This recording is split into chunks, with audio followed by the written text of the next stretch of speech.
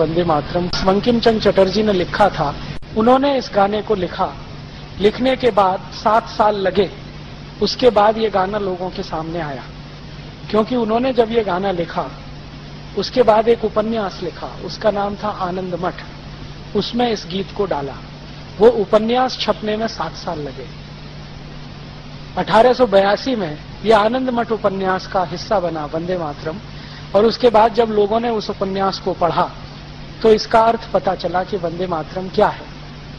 आनंद मठ उपन्यास बंकिम चंद्र चटर्जी ने लिखा था अंग्रेजी सरकार के विरोध में, और अंग्रेजी सरकार को सहयोग करने वाले उन राजा महाराजाओं के विरोध में जो किसी भी जाति और संप्रदाय के हों लेकिन अंग्रेज सरकार को सहयोग करते।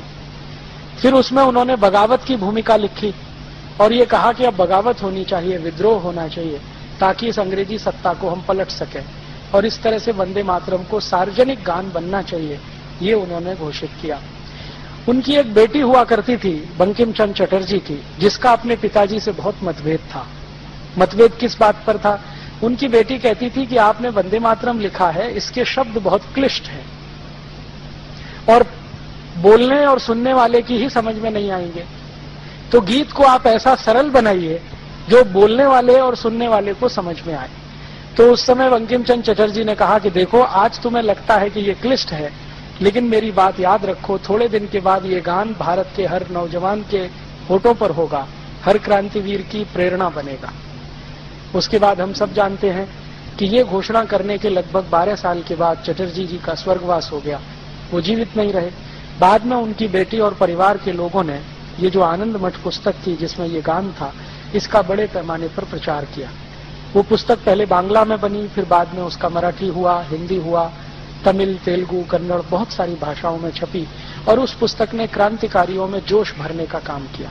उस पुस्तक में क्या था? ये पूरी व्यवस्था का विरोध करें, क्योंकि ये विदेशी है, आताताई है, ऐसा वो सब था। उसमें बहुत सारी ऐसी जानकारियां थी जो लोग सुनकर उबलते थे, जानकर उबलते थे। अंग्रेजी सरकार ने बार बार इस पुस्तक पर पाबंदी लगाई, कई बार इसके बहुत सारे अंश काट छांट दिए, कई बार इसको जलाया गया, लेकिन पुस्तक की मूल प्रति किसी न किसी रूप में सुरक्षित रही, तो ये आगे बढ़ती रही। 1905 में अंग्रेजों की सरकार ने बंगाल का बंटवारा कर दिया। एक अंग्रेज अधिकारी था करजन, उसने बंगाल को 2 हिस्सों में बांट दिया, एक पूर्वी बंगाल, एक पश्चिमी बंगाल। पूर्वी बंगाल था मुसलमानों के लिए, पश्चिमी बंगाल था हिंदुओं के लिए। हिंदू और मुसलमान के आधार पर यह भारत का पहला बंटवारा था। तो भारत के कई सारे ऐसे लोग जो जानते थे कि आगे क्या हो सकता है, उन्होंने इस बंटवारे का विरोध किया, और बंग भंग के विरोध में एक आंदोलन शुरू हुआ। इस आंदोलन के सबसे प्रमुख नेता थे लाला लाजपत राय, जो उत्तर भारत में थे, बिपिन चंद्र पाल, जो बंगाल और पूर्व भारत का नेतृत्व करते थे, और लोकमान्य बाल गंगाधर तिलक, जो पश्चिम और मध्य भारत के बड़े नेता थे। इन तीनों नेताओं ने अंग्रेजों के बंगाल विभाजन के खिलाफ आंदोलन शुरू किया, और इस आंदोलन का एक हिस्सा था अंग्रेजों भारत छोड़ो, अंग्रेजी सरकार से असहयोग करो, अंग्रेजी कपड़े मत पहनो, अंग्रेजी वस्तुओं का बहिष्कार करो, और दूसरा हिस्सा था पॉजिटिव, कि भारत में स्वदेशी का निर्माण करो, स्वदेशी के पथ पर आगे बढ़ो। लोकमान्य तिलक ने इस आंदोलन को अपने शब्दों में स्वदेशी आंदोलन कहा।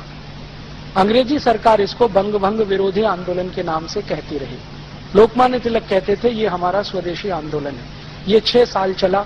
इस आंदोलन की ताकत इतनी थी कि अंग्रेजों के खिलाफ जो उन्होंने कहा वो पूरे भारत ने स्वीकार कर लिया। जैसे उन्होंने ऐलान किया कि अंग्रेजी कपड़े खरीदना बंद करो, करोड़ों भारतवासियों ने अंग्रेजी कपड़े पहनना बंद कर दिया, और उसी समय भले हिंदुस्तानी कपड़ा मिले, मोटा मिले, खादी का मिले, वही पहनना है। फिर उन्होंने कहा अंग्रेजी ब्लेड का बहिष्कार करो, तो भारत के लाखों नाइयों ने अंग्रेजी ब्लेड से दाढ़ी बनाना बंद कर दिया, वो उस तरह हिंदुस्तान में वापस लौटा। फिर लोकमान्य तिलक ने कहा अंग्रेजी चीनी खाना बंद करो, क्योंकि शक्कर उस समय इंग्लैंड से बनकर आती थी, भारत में गुड़ बनता था, तो हजारों लाखों हलवाइयों ने गुड़ डालकर मिठाई बनाना शुरू कर दिया। फिर उन्होंने अपील किया कि अंग्रेजी कपड़े से और अंग्रेजी साबुन से अपने घर को मुक्त करो, तो हजारों लाखों धोबियों ने अंग्रेजी साबुन से कपड़े धोना बंद कर दिया। फिर उन्होंने पुरोहितों को कहा कि आप शादी कराओ अगर लड़के लड़कियों की, तो उनके शरीर पर अंग्रेजी वस्त्र ना हो, तभी शादी कराओ, अगर वो अंग्रेजी वस्त्र पहनकर शादी करें तो शादियों का बहिष्कार करो। तो पुरोहित समाज ने सूट पैंट टाई पहनने वाले दूल्हों का बहिष्कार कर दिया। इतने व्यापक स्तर पर यह आंदोलन फैला। 6 साल के अंदर अंग्रेजी सरकार घबरा गई, क्योंकि उनका माल बिकना बंद हो गया। ईस्ट इंडिया कंपनी का धंधा चौपट हो गया। तब ईस्ट इंडिया कंपनी ने अंग्रेज सरकार पर दबाव डाला कि हमारा तो सारा धंधा ही खत्म हो गया है भारत में, अब हमको कुछ भी उपाय नहीं है, आप इन भारतवासियों की मांग को मंजूर करो। तो मांग क्या थी? एक मुख्य मांग थी कि बंगाल का जो बंटवारा किया है हिंदू मुसलमान के आधार पर, ये वापस करो। हमें संप्रदाय के आधार पर बंटवारा नहीं चाहिए। और आप जानते हैं कि अंग्रेजों की सरकार ने झुकना स्वीकार किया और 1911 में डिवीजन ऑफ बंगाल एक्ट कानून वापस लिया गया और बंगाल को फिर से एक किया गया। तब लोकमान्य तिलक को यह समझ में आ गया कि अंग्रेजों को झुकाना है तो इनका बहिष्कार ही सबसे बड़ी उपाय है और ताकत है।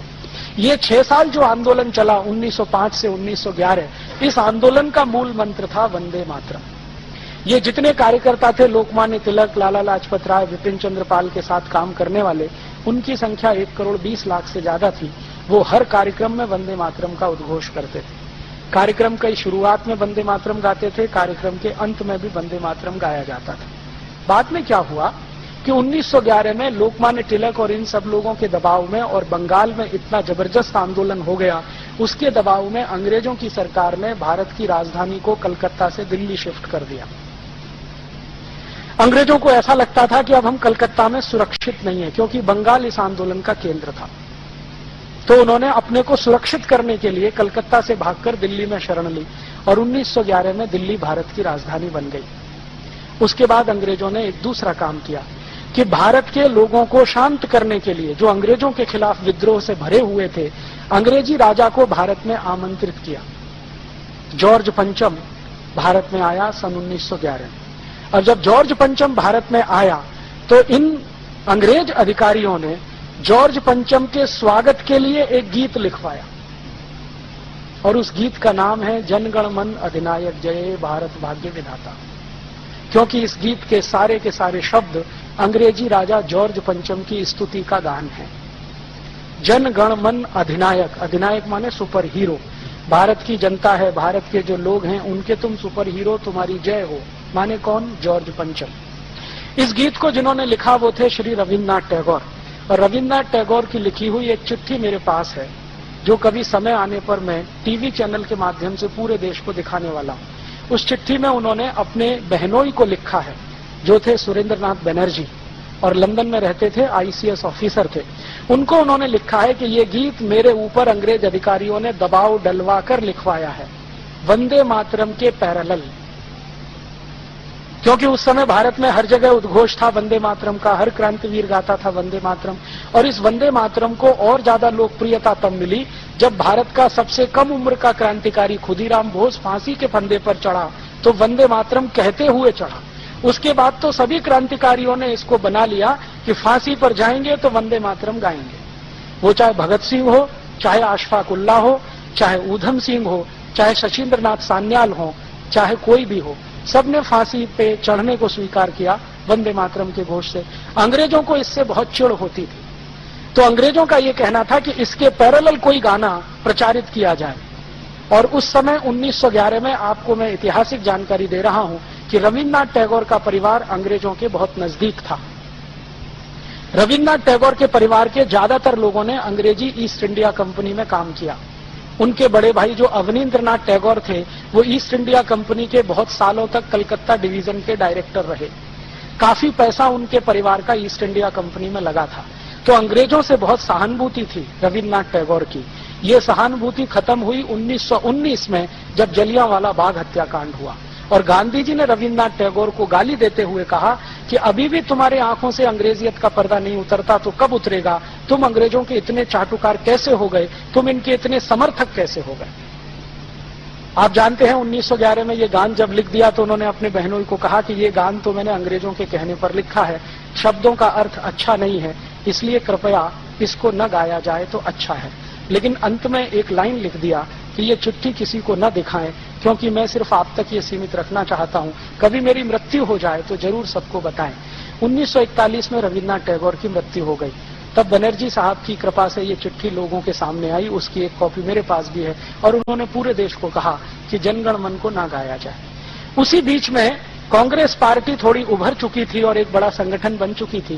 कांग्रेस में जब तक लोकमान्य तिलक थे, लाला लाजपत राय थे, विपिन चंद्र पाल थे, तब तक वंदे मातरम ही गाया गया। बाद में आप जानते हैं कि लोकमान्य तिलक का कांग्रेस के नेताओं से मतभेद हुआ, और कांग्रेस के नेताओं में उनका सबसे ज्यादा मतभेद हुआ पंडित मोतीलाल नेहरू के साथ, क्योंकि मोतीलाल नेहरू जी की योजना ये थी कि अंग्रेजों के साथ कोई संयोजित सरकार बने, कोलिशन गवर्नमेंट, और उसके लिए वो बार बार कहते थे। और लोकमान्य तिलक कहते थे कि अंग्रेजों के साथ मिलकर सरकार बनाना तो भारत के लोगों को धोखा देना है। तो इस मुद्दे पर मतभेद था, तो ये कांग्रेस से निकल गए। तो फिर इन्होंने एक गरम दल बनाया। तो कांग्रेस के दो हिस्से हो गए, एक नरम दल, एक गरम दल। गरम दल के लीडर लोकमान्य तिलक, लाला लाजपत राय, विपिन चंद्र पाल, ये सब बड़े कांग्रेस के लीडर थे। तो ये हर जगह वंदे मातरम गाते थे। फिर ये नरम दल वाले ज्यादातर अंग्रेजों के साथ रहते थे, अंग्रेजों की कहना, अंग्रेजों की सुनना, उनके नजदीक जाना, उनकी मीटिंगों में शामिल होना वगैरह वगैरह, और वो हर समय अंग्रेजों से समझौते के मूड में रहते थे। तो जब 1911 में ये गाना लिख दिया तो ये नरम दल वालों ने इस गाने को गाना शुरू कर दिया। कई बार ये गरम दल वालों को चिढ़ाने के लिए गाना गाया करते थे। बाद में क्या हुआ, कांग्रेस के बड़े बड़े अधिवेशन हुआ करते थे, उनमें ये बहुत बहस होती थी कौन सा गाना गाया जाए। तो वंदे मातरम पर सबकी सहमति होती थी, लेकिन नरम दल का छोटा सा एक गुट था जो अंत में फिर जनगण मन गा लेता था। बाद में क्या हुआ कि ये नरम दल के कुछ खुराफाती लोगों ने एक वायरस छोड़ दिया, और वो वायरस ये छोड़ दिया कि ये मुसलमानों को नहीं गाना चाहिए क्योंकि इसमें बुत परस्ती है, माने बुत की पूजा है। मुसलमानों को आप जानते हैं कि बड़ा करंट लगता है ये सुनते ही, तो बिना सोचे समझे उनको करंट दौड़ गया। तो जो मुस्लिम लीग के नेता थे, चूंकि मुस्लिम लीग 1906 में बन चुकी थी और उसी के कहने पर बंगाल का विभाजन भी हुआ था, तो मुस्लिम लीग के नेताओं में करंट दौड़ गया। मोहम्मद अली जिन्ना जब इसके प्रेसिडेंट बने तो इन्होंने इसके खिलाफ बोलना शुरू कर दिया कि वंदे मातरम सांप्रदायिक गाना है, हम इसे नहीं गाएंगे। फिर इन्होंने क्या किया कि दुश्मनी निकालने के लिए जहां भी वंदे मातरम गाया जाता था वहीं पर जनगण मन गाते थे, जहां वंदे मातरम होता था वहीं जनगण मन होता था। तो एक तरह से जनगण मन और वंदे मातरम में कंपटीशन शुरू करा दिया। अंत में ये कंपटीशन इतना आगे बढ़ा कि 1941 में जब टैगोर जी मर गए तो भी ये सत्य उद्घाटित होने के बाद भी मुस्लिम लीग ने कहा हम तो यही गाएंगे। अब अंत में क्या हुआ, भारत आजाद हुआ 1947 में इसी झगड़े के साथ कि वंदे मातरम की जनगण मन, वंदे मातरम की जनगण मन। फिर ये कॉन्स्टिट्यूएंट असेंबली की बहस हुई जिसमें 319 लोग थे। इन सभी में एक को छोड़कर सबने माना कि वंदे मातरम ही होना चाहिए राष्ट्रगान। एक ने नहीं माना। वो एक कौन थे? पंडित जवाहरलाल नेहरू। उन्होंने नहीं माना। क्यों नहीं माना? तो वो कहते हैं कि मुसलमानों को इससे दुख होता है, उनके दिल को चोट पहुंचती है, तो हम क्यों गाएं इसको। माने हिंदुओं के दिल को चोट पहुंचे तो उससे कोई फर्क नहीं पड़ता, मुसलमानों के दिल को चोट नहीं पहुंचनी चाहिए। और नेहरू जी कहते थे कि इस समय मुस्लिम लीग की राजनीति चल रही है, भारत का बंटवारा किया है, इसका तोड़ करने के लिए मुसलमानों को साथ रखना जरूरी है, तो उनकी इन बातों को मान लेना ही अच्छा है। तो नेहरू जी बार बार यही तर्क देते थे। अंत में क्या हुआ कि सभी कॉन्स्टिट्यूएंट असेंबली के मेंबर्स ने कहा जी हमको तो ये बैठता नहीं है जनगण मन, तो फैसला कौन करे। तो गांधी जी के पास पहुंचे, तब तक गांधी जी जीवित थे। तो गांधी जी ने कहा कि जनगण मन के पक्ष में तो मैं भी नहीं हूं और तुम वंदे मातरम के पक्ष में नहीं हो, तो कोई तीसरा गाना निकालो। तो उन्होंने कहा आप ही निकाल के दे दो। तो गांधी जी ने एक गाना निकाल के दिया जो हमारा बाद में झंडा गान था, उसके पहले वो झंडा गान नहीं था। विजयी विश्व तिरंगा प्यारा, झंडा ऊंचा रहे हमारा, इसकी शान न जाने पाए, चाहे आन भले ही जाए। ये जो गाना था गांधी जी ने कहा इसको बना लो। तो नेहरू जी उस पर भी तैयार नहीं। अब नेहरू जी का तर्क क्या था? नेहरू जी का तर्क था कि ये गाना ऑर्केस्ट्रा पे नहीं बज सकता और जनगण मन ऑर्केस्ट्रा पे बज सकता है। और जनगण मन आप जानते हैं अंग्रेजों का लिखवाया हुआ गीत था जॉर्ज पंचम के स्वागत के लिए। इसके एक एक शब्द को ध्यान दें। जनगण मन अधिनायक जय है, तुम्हारी जय हो, भारत भाग्य विधाता, तुम भारत के भाग्य विधाता हो। पंजाब सिंध गुजरात मराठा द्राविड़ उत्कल बंग, विंध्य हिमाचल यमुना गंगा, उच्छल जलद तिरंग, तब शुभ नामे जागे, हम तुम्हारे नाम की शुभकामनाओं के लिए तब शुभ आशीष मांगे, आशीष मांगते हैं, तुम्हारी जय हो जय हो जय हो। जॉर्ज पंचम ने जब ये सुना तो उसको अर्थ तो समझ में नहीं आया, फिर उसने इंग्लिश ट्रांसलेशन कराया तो जॉर्ज पंचम का स्टेटमेंट था कि इतनी खुशामद तो मेरी इंग्लैंड में भी कोई नहीं करता। बहुत खुश हुआ जॉर्ज पंचम। कौन है रविन्द्रनाथ टैगोर, बुलाओ मेरे पास लेके आओ। तो रविन्द्रनाथ टैगोर को परिचय कराया गया। अंत में जॉर्ज पंचम जब विदा हुआ तो उस समय की वो नोबेल प्राइज कमेटी का चेयरमैन भी था, तो उसने रविन्द्रनाथ टैगोर का नाम नोबेल प्राइज के लिए रिकमेंड कर दिया, क्योंकि वो उनके गीत से प्रभावित था। अब रविन्द्रनाथ टैगोर के लिए संकट खड़ा हो गया कि जिस गाने को वो खुद अच्छा नहीं मानते, दबाव में लिखा हुआ है, उसी पर नोबेल प्राइज मिल रहा है। तो उन्होंने अंग्रेजों से कहा कि कम से कम एक कृपा करो मेरे ऊपर कि पूरे देश में ये प्रचारित करो कि मेरी गीतांजलि पर ये मिल रहा है नोबेल पुरस्कार। तो हम सब जानते हैं कि गीतांजलि पर नोबेल प्राइज मिला है। गीतांजलि में कोई दम नहीं है कि उसको नोबेल प्राइज दिया जा सके। मैंने गीतांजलि कई बार पढ़ी है, ऐसा कुछ दम नहीं है। उससे ज्यादा अच्छी कविताएं इस देश में बहुत सारे कवियों की लिखी गई हैं, लेकिन छुपा दिया उन्होंने इसको और पूरे देश में प्रचारित कर दिया कि ये गीतांजलि पर मिल गया। वास्तव में हुआ ये था कि जॉर्ज पंचम का इतना चाटुकारिता भरा गान जो गा दिया, उस पर वो खुश होकर नोबेल प्राइज दे गया। गांधी जी को जब ये सच्चाई पता चली तो 1919 में जब जलियांवाला बाग हत्याकांड हुआ तो गांधी जी ने बहुत कड़क पत्र लिखा रविन्द्रनाथ टैगोर को, और वो पत्र आप पढ़ेंगे तो रो देंगे। इतनी गालियां सभ्य शब्दों में वो दे सकते थे, वो उन्होंने दिया। फिर खुद गांधी जी मिलने गए कि तुम अभी तक अंग्रेजों की स्वामी भक्ति में डूबे हुए हो, अभी भी उनका सहयोग कर रहे हो, ये हमारे भारत के लोगों को मार रहे हैं, काट रहे हैं, कब इनका साथ छोड़ोगे। तब रविन्द्रनाथ टैगोर ने अपनी उपाधियां वापस की और अंग्रेजी सरकार के खिलाफ उन्होंने लिखना शुरू किया। 1919 के पहले रविन्द्रनाथ टैगोर के लिखे गए लेख सब अंग्रेजी सरकार के समर्थन में हैं। फिर 1919 के बाद उन्होंने जो लेख लिखे हैं वो थोड़े थोड़े उनके विरोध में गए। तो जनगण मन ऐसा गान है जो उन्होंने लिख दिया जॉर्ज पंचम के लिए, और हम हिंदुस्तानियों ने पंडित नेहरू के कहने पर उसको राष्ट्रगान बना लिया। जबकि 318 सांसद, संसदीय समिति जो थी ना, कॉन्स्टिट्यूएंट असेंबली के 318 लोग वो कहते थे कि वंदे मातरम होना चाहिए, अकेले नेहरू जी कहते थे जनगण मन होना चाहिए। और नेहरू जी माने वीटो उस जमाने का। आप में से बहुत सारे बुजुर्ग जिन्होंने नेहरू जी को देखा है यहाँ हैं। नेहरू जी माने वीटो। नेहरू जी ने जो कहा वही कानून, नेहरू जी ने कहा वही आदेश, नेहरू जी ने कहा वही कैबिनेट का फैसला। और जो नेहरू जी ये धमकी दें कि मैं सरकार छोड़ रहा हूं तो पूरी कांग्रेस हिलना शुरू हो जाती थी। उस जमाने में India is Nehru, Nehru is India ये नारा, बाद में Indira is India, India is Indira ये नारा। तो इस तरह का वो था, जैसे नीरो के समय में, जैसे क्लॉडियस के समय में, वैसे ये। तो नेहरू जी का कहना माने अंतिम वाक्य तो कांग्रेस ने स्वीकार कर लिया कि भाई यही ठीक है। फिर इन्होंने तब तक इसको लटका कर रखा जब तक गांधी जी की हत्या नहीं हुई। गांधी जी की हत्या के बाद इसको पिटारे में से निकाल लिया और जनगण मन को राष्ट्रगान घोषित किया। अब विद्रोह की स्थिति ना आए पूरे देश में तो वंदे मातरम को राष्ट्रगीत का दर्जा दे दिया कि भाई ये भी चले और ये भी चले, वो जो क्या कहना, दोनों को संतोष रहे। तो ये है इतिहास। और आज हिंदुस्तान की सरकार ने एक सर्वे किया है पूरे हिंदुस्तान का, और वो रिपोर्ट अभी आई है थोड़े दिन पहले, अर्जुन सिंह की मिनिस्ट्री में है। वो रिपोर्ट में ये पूछा गया था भारत के लोगों से कि आपको कौन सा गाना ज्यादा पसंद है, जनगण मन या वंदे मातरम। 98.8% लोगों ने कहा है वंदे मातरम। फिर अभी थोड़े दिन पहले बीबीसी ने एक सर्वे किया है, ब्रिटिश ब्रॉडकास्टिंग कॉरपोरेशन। उन्होंने एक स्पेशल फीचर बनाया है वंदे मातरम पर, जो आजकल दिखाया जा रहा है लंदन में।